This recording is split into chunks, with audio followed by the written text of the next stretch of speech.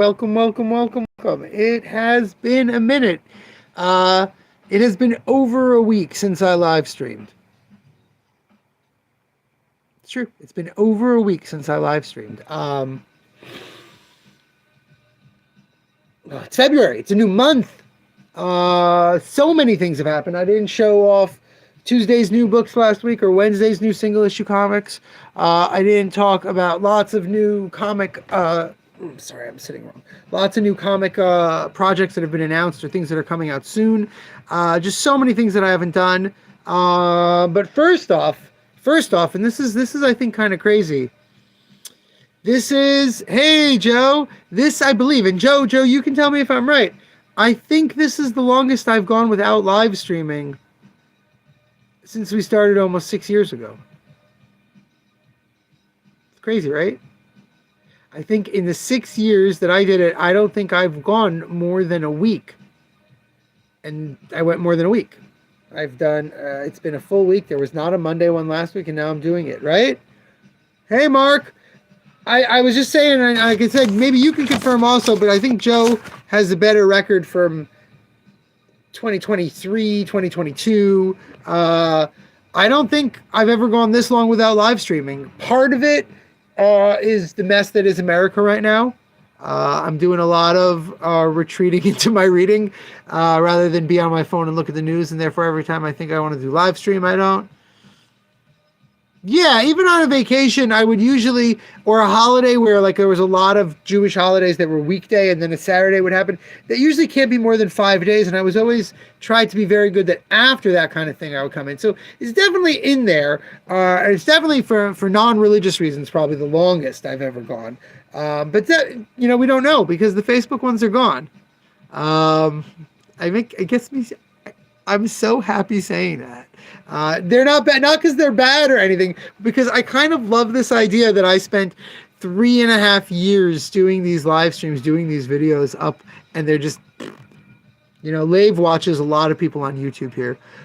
He's 5. He's a lot of YouTubers, Mark Rober, Nick DiGiovanni, and other people that he likes. And it's fun and weird to go and watch, like you go watch Mark Rober's old videos when he didn't have a crew. He was obviously a camera on a stand and him talking to it versus later when he has, and like, you're like, wow, really, I don't think we're ever going to get camera crew up there.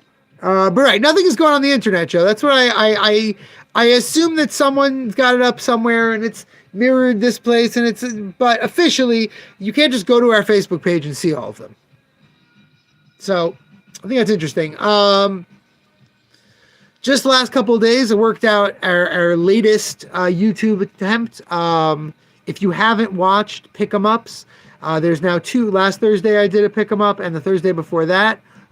Pick 'em Up is our literally 90-second long pitch for a graphic novel. So I went to put those up. I put one up last week, even though we didn't do any live streaming last week.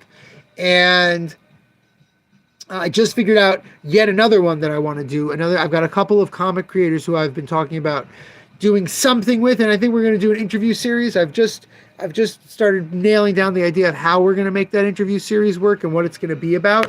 And I think it's going to be a lot of fun. It's definitely going to. Oh no! This is what happens when you don't live stream for long enough. You get out of practice. Wow. Sorry. Like I didn't live stream for a week. Yeah, I think it's going to be a lot of fun. I think the format's going to allow for us to both promote what the creators are making, but also be a little bit more here, a little bit more Escape Pod Comics, where we discuss, the actual beauty of the medium, the vibe of comics, rather than just hype up new stuff. In that vein, I don't know if it's because I didn't live stream or Google did a sweep or I posted something else on other social media, but we lost 4 YouTube followers last week. Sorry, I don't know what's going on. Oh, there's a messenger feature. Sorry, Instagram. Yeah, Future historians are going to love it, Joe. The future historians, for those just joining us who haven't watched this live stream for the 6 years that we've been doing it, the future historians are the people who are going to dig up these files thousands of years from now and make sense of the crazy time that was COVID and afterwards through my live stream as the only extant source material. It's a lot of fun. But yeah, we we lost 4 YouTube viewers now. Let me explain who our future historians are. Maybe the two have something. But yeah, I actually am really proud of the pick 'em ups. Most YouTube content that I see is really, we did recommendations. We have long running recommendations where they're 10, 15 minutes long about why I think someone should read a book. Dark Knight Strikes Again, why I'm unsure if someone should read a book, things like that. And they're good, but I think the shareability of the pick 'em ups, it's a little pick me up. These are pitches that I've honed after years and years here at the shop selling comic books. That's what pick 'em is. We've got the Let's Play. Zeke and I did the Moomin Let's Play. We've got a second episode of that coming down the line, and then we're gonna have a third episode doing something totally different that he's working on, a game he's getting far enough along in the game so that we can do co-op play. A little bit more famous. I mean, it's weird for me to say something's more famous than the Moomin. The Moomin are gigantic, but this is more famous than that. It has a video game. So that should be interesting. And yeah, like I said, we just got the interview series down. Tomorrow, new books. We're not going to look at those, but because I skipped an entire week, I decided to do the live stream now so that I can show off the stuff that we didn't get to look at last week. So let's see. Superman Batman isn't from last week. I just started moving it. But we've got The Demon of Boisleur. This is a Marie Costa, really adorable fantasy BL, a little bit spicier than Marie Costa stuff gets. It's all available digitally up until a year ago when they announced they're printing it. So it's a one and done. He's a half demon. He's his bodyguard. They slowly fall for each other. It's really cute.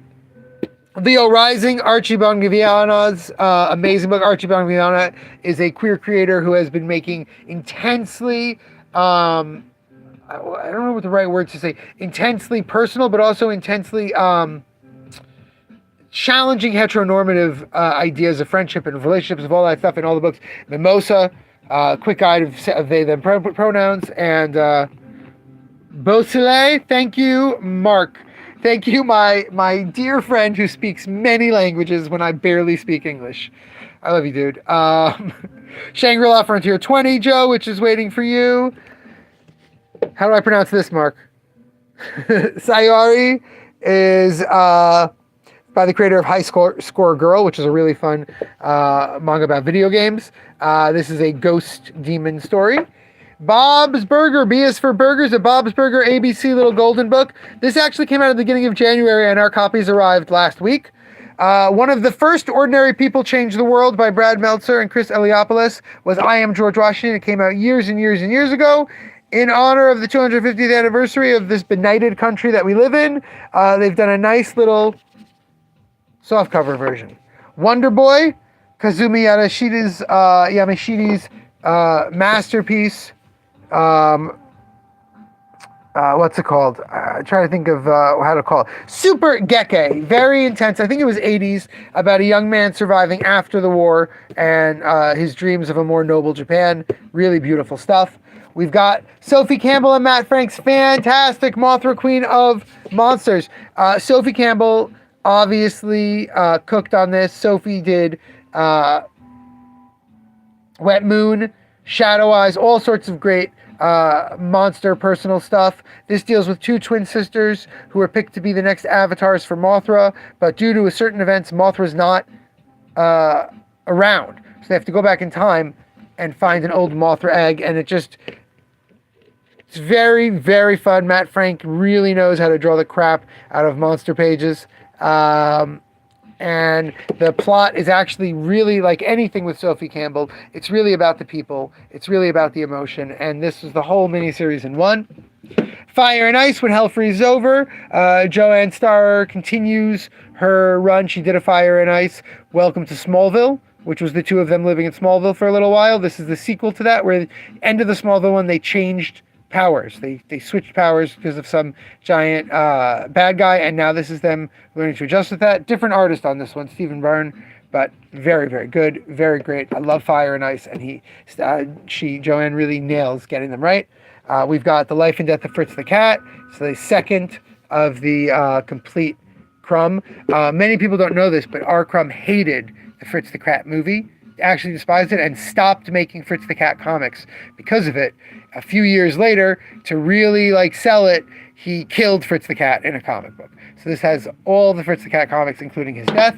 We've got the beautiful deluxe edition of Battle Royale, Takami and Taguchi's famed book that is an absolute masterclass in action adventure with maybe a little bit gruesomeness. As an adult warning for the explicit content, it gets kind of gruesome.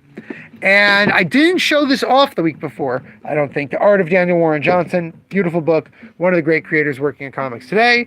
And again, we didn't look at the new books, and part of that was by the time I was ready to look at the new books for the week, we had sold out of a few of them.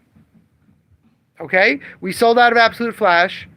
We still have a couple covers for the Absolute Batman. We still have Absolute Martian Manhunter and Absolute Wonder Woman, but not much. I got a couple copies of that left. We got a new Mineshaft in. Mineshaft, of course, all sorts of great underground creators in an anthology series. The last issue of this current Miles Morales series, a wonderful little DC, they call it a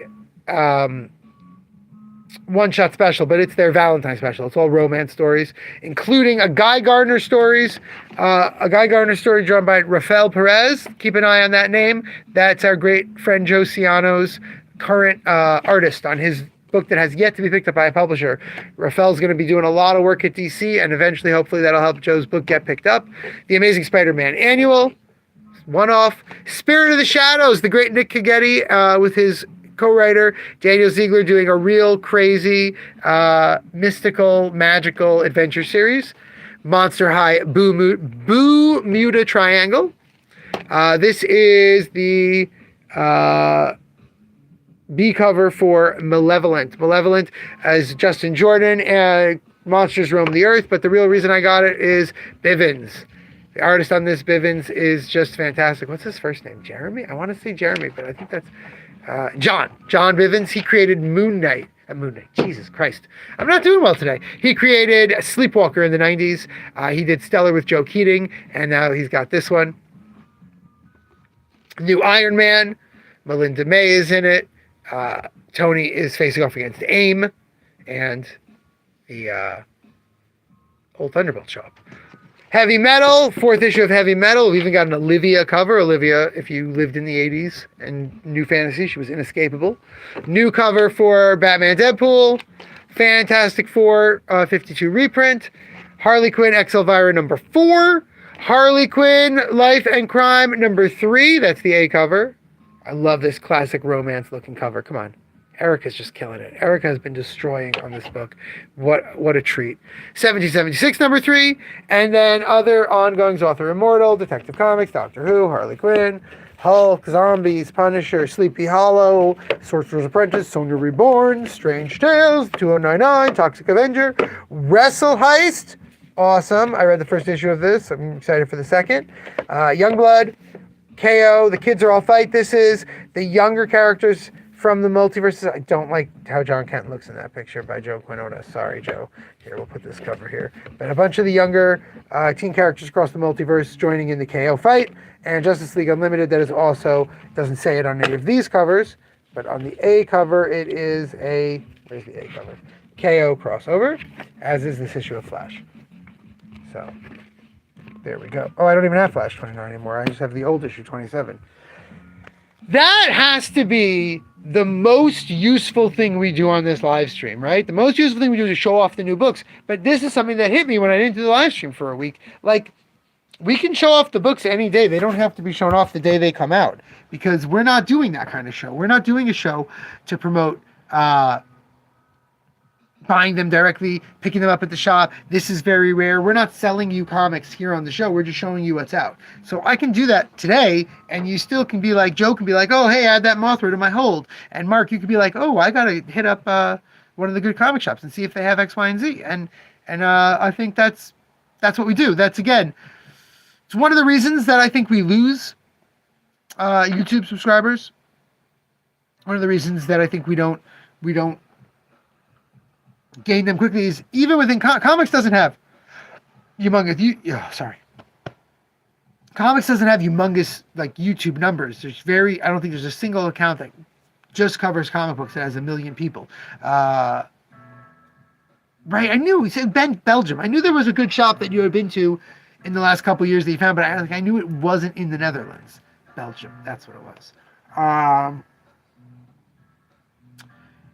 Most of the channels that have a few thousand followers, they do interviews. They do a lot of hype. Some of them are sellers. They sell stuff. They have exclusives. And that's not us. We're really just here to spread the joy of comics. That's why we're doing this wide angle release with the new content. Now that's where I'm coming here to beg you. I know Mark and Joe, you're the only ones watching live, but I do have a handful of people. Dave Ajak, I love Dave. Dave's not going to watch it once he misses it. Emily might watch it once she misses it, but this is not a task for her because she already does this as much as she can. But the thing for those of you who watch these later, who are watching this, you just shop in the shop, go to our YouTube channel. Look at the other stuff besides the lives. Again, pick them up. The new pitch show is 90-second pitches. The Let's Play is send them to someone who likes that kind of YouTube. Share what we're doing here on YouTube for other people because, frankly, I'm going to be blunt. If I really wanted to do well on this, I'd have to close the shop down. I can't run the shop, sell awesome comic books, stock awesome comic books, help people get comic books, and get YouTube supremacy. I can make YouTube videos. I can make YouTube videos that I think are great. We're trying this year to do a whole bunch of new stuff. Like I said, just introduced...